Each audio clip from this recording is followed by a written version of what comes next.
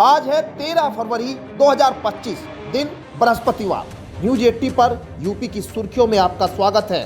चलिए देखते हैं यूपी की 15 खबरें फटाफट अंदाज में। उत्तर प्रदेश के बागपत में मुख्यमंत्री योगी आदित्यनाथ ने 351 करोड़ रुपए की 281 विकास परियोजनाओं का लोकार्पण और शिलान्यास किया है। इस मौके पर उन्होंने गन्ना किसानों के लिए कई महत्वपूर्ण घोषणाएं की, जिसमें चीनी मिलों के सरकारी अधिग्रहण की बात कही है। योगी ने स्पष्ट किया है कि जो चीनी मिलें समय पर गन्ना भुगतान नहीं करेगी, उनका अधिग्रहण किया जाएगा। उन्होंने बागपत जिले के विकास को लेकर कहा कि सरकार ने यहां कृषि और उद्योग में सुधार के लिए कई कदम उठाए हैं। इसके अलावा चौधरी अजीत सिंह की प्रतिमा का अनावरण भी किया और उनकी नीतियों का पालन करने की बात कही। योगी सरकार महिलाओं को संपत्ति खरीदने में बड़ी राहत देने जा रही है। अब तक 10 लाख रुपए तक की संपत्ति पर स्टाम्प शुल्क में 1% छूट मिलती थी, जिसे बढ़ाकर 1 करोड़ रुपए तक करने का प्रस्ताव तैयार किया गया है। यह प्रस्ताव कैबिनेट बैठक में जल्द पेश होगा। मंजूरी मिलने पर महिलाओं को संपत्ति खरीदने पर भारी फायदा होगा। मौजूदा नियमों के तहत 90 लाख तक की संपत्ति पर 7% स्टाम्प शुल्क लगता है, जबकि नए नियम से 1% छूट के बाद महिलाओं को लगभग 1 लाख रुपए तक की बचत होगी। योगी सरकार ने उत्तर प्रदेश में 8वें वेतन आयोग के गठन की तैयारी शुरू कर दी है। सरकार ने 13 विभिन्न कर्मचारी संगठनों से 14 फरवरी तक सुझाव मांगे हैं, जिन्हें केंद्र सरकार को भेजा जाएगा। केंद्र सरकार पहले ही 16 जनवरी को 8वें वेतन आयोग को मंजूरी दे चुकी है, जिसकी सिफारिशें 2026 से लागू होगी। वेतन आयोग सरकारी कर्मचारियों के वेतन और भत्तों में संशोधन की सिफारिश करता है। अनुमोदन के बाद वेतन में 33 से 35% तक बढ़ोतरी संभव है। यह पहल लाखों कर्मचारियों का लाभ पहुंचाएगी और उनकी आर्थिक स्थिति मजबूत करेगी। सरकार ने मछली पालन को बढ़ावा देने के लिए प्रधानमंत्री मत्स्य संपदा योजना शुरू की है, जिसके तहत आधुनिक तकनीक और बुनियादी ढांचे के विकास में सहायता दी जा रही है।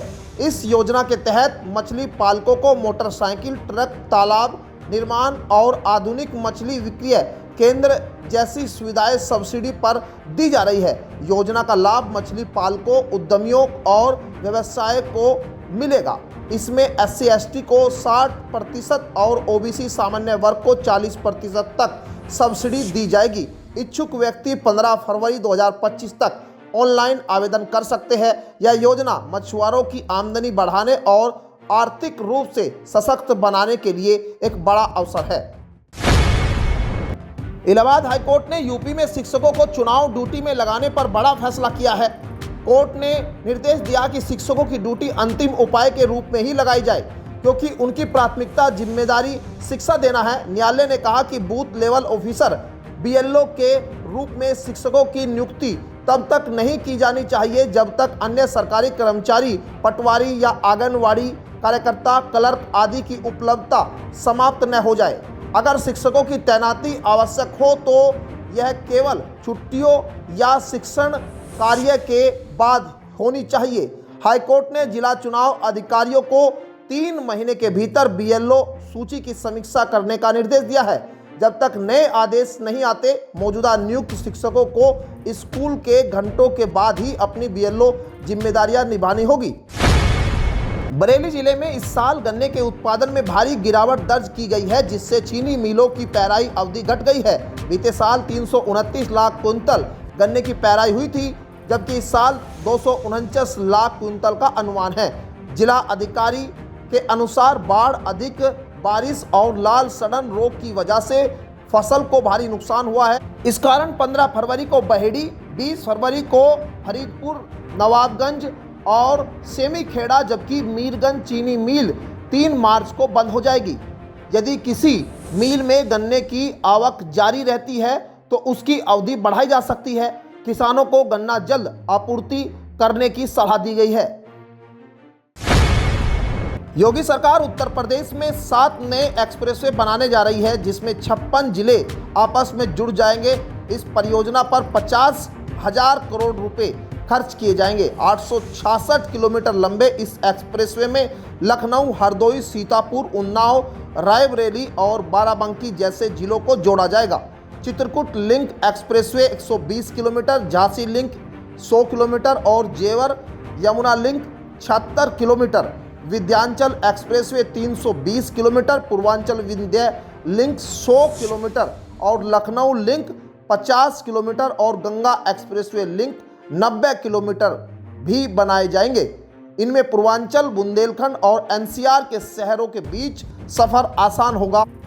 खासकर पिछड़े जिलों को बेहतर कनेक्टिविटी मिलेगी, जिससे व्यापार और विकास को गति होगी।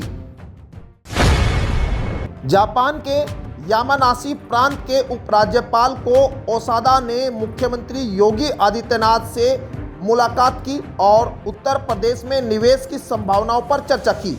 उन्होंने बताया कि करीब 250 जापानी सीईओ यूपी में निवेश के अवसरों का अध्ययन करने आएंगे। बैठक में ग्रीन हाइड्रोजन सेक्टर के लिए सेंटर ऑफ एक्सीलेंस स्थापित करने पर सहमति बनी, जिसमें जापानी तकनीक का उपयोग होगा। इसके अलावा बुद्धिस्ट सर्किट में पर्यटन को बढ़ावा देने और जापानी नागरिकों को यूपी के बौद्ध स्थलों पर लाने की योजना बनी है। यूपी के युवाओं को जापानी भाषा और कौशल प्रशिक्षण देकर जापान में रोजगार देने पर भी चर्चा हुई है। यामानाशी विश्वविद्यालय छात्रवृत्ति प्रदान करेगा, जिससे यूपी के छात्रों को अध्ययन और करियर के लिए नए अवसर मिलेंगे। उत्तर प्रदेश के वित्त मंत्री सुरेश खन्ना ने कहा कि प्रदेश की अर्थव्यवस्था को $1 ट्रिलियन तक पहुंचाने के लिए बैंकों को लोन देने में कंजूसी नहीं करनी चाहिए। उन्होंने सरकारी बैंकों की कम सीडी रेशियो पर सवाल उठाते हुए कहा कि जब निजी बैंक 80% से अधिक ऋण दे सकते हैं, तो सरकारी बैंक 60% का लक्ष्य भी क्यों नहीं पूरा कर पा रहे।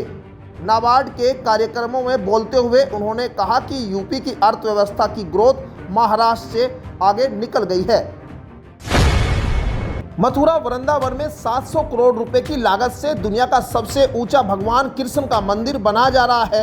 इस्कॉन और यूपी सरकार मिलकर इसे विकसित कर रहे हैं। 166 मंजिलों वाला यह मंदिर बुर्ज खलीफा से भी ऊंचा होगा और भूकंप व 170 किलोमीटर घंटे की आंधी सहने में सक्षम रहेगा।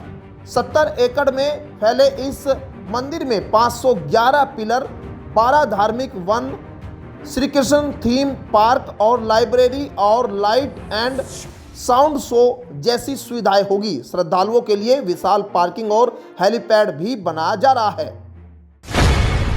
उत्तर प्रदेश में सड़कों की कनेक्टिविटी को बेहतर किया जा रहा है। सहारनपुर शहर में ट्रैफिक जाम से निजात पाने के लिए रिंग रोड बन रहा है। इस 14 किलोमीटर लंबी 4 लेन रिंग रोड के निर्माण NHAI द्वारा किया जाएगा। यह रोड देवला से हरोड़ा तक बनेगी, जो शहर के बाहरी इलाके से होकर गुजरेगी। इस रिंग रोड का कनेक्शन दिल्ली यमुनोत्री 4 लेन और बेहट रोड से होगा, जिससे सुविधा में सुधार होगा। 450 करोड़ की लागत वाली इस योजना से आसपास क्षेत्र में विकास और रोजगार के अवसर बढ़ेंगे। लखनऊ में ग्रीन कॉरिडोर परियोजना के दूसरे चरण का कार्य तेजी से प्रगति कर रहा है। इसके पूरा होने पर IIM रोड से लेकर निशांतगंज वृंदावन योजना सेक्टर 15 IT सिटी तक कई इलाकों में विकास को बढ़ावा मिलेगा। इस परियोजना से वाहन बिना रुकावट के तेजी से सफर कर सकेंगे। पहले चरण में IIM रोड से पक्का पुल का चौड़ीकरण, 4 लेन सड़क और गांव घाट ब्रिज का निर्माण पूरा हो चुका है। अब डालीगंज तक 1.8 किलोमीटर लंबा फ्लाईओवर बन रहा है। साथ ही हनुमान सेतु और निशांतगंज में भी ब्रिज निर्माण कार्य जारी है। उत्तर प्रदेश में सिपाही नागरिक पुलिस के 60,244 पदों के लिए दौड़ की परीक्षा 10 फरवरी से शुरू हो चुकी है और यह 27 फरवरी तक जारी रहेगी। यह पुलिस भर्ती और प्रोन्नति बोर्ड द्वारा आयोजित इस परीक्षा में रोजाना करीब 10,000 अभ्यर्थी शामिल होंगे। परीक्षा के बाद चयनित उम्मीदवारों की मेडिकल टेस्ट और कैरेक्टर सर्टिफिकेट प्रक्रिया पूरी की जाएगी। दौड़ में पुरुष उम्मीदवारों को 25 मिनट में 4.8 किलोमीटर और महिला उम्मीदवारों को 14 मिनट में 2.4 किलोमीटर दौड़ पूरी करनी होगी।